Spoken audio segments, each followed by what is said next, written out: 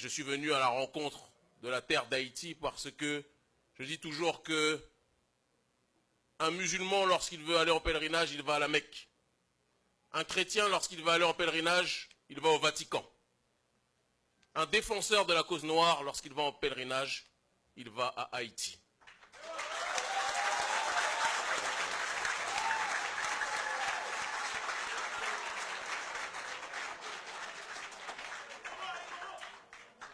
Haïti est diabolisé parce que Haïti est le symbole pour le peuple noir de la liberté. Haïti est diabolisé.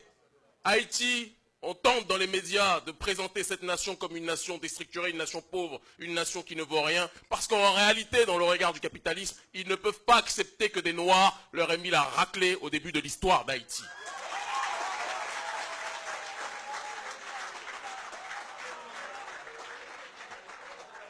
Beaucoup de personnes pensent qu'il est mieux pour un Haïtien d'aller chercher bonheur à Miami, qu'il est mieux pour un Haïtien d'aller chercher bonheur en France ou aux États-Unis. Mais je le dis que le paradis de l'homme noir se trouve sur la terre de Dessalines, de Boukman, d'Henri Christophe, de Félicité. J'ai fait ces 6 dernières années, plus de 80 pays. Je n'ai jamais ressenti en termes d'émotion ce que je ressens en étant sur cette terre sainte qu'est la terre d'Haïti.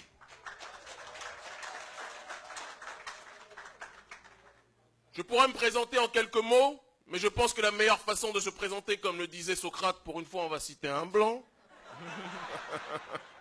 déjà dans l'attaque, hein? C'est d'être déjà dans cette dynamique d'échanger avec le peuple parce que c'est la juxtaposition des idées, à partir de cette juxtaposition que jaillit la lumière.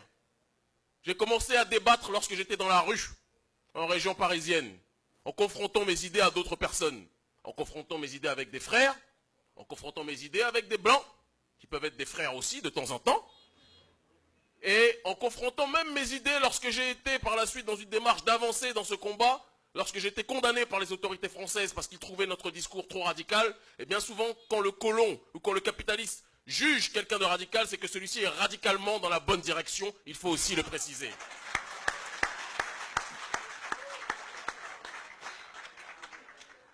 J'ai 34 ans, j'en aurai 35 si les ancêtres ne me rappellent pas d'ici le mois de décembre. On ne sait jamais. Peut-être des représentants de l'ambassade de France ici ont d'autres objectifs. Et je leur passe le bonjour aussi.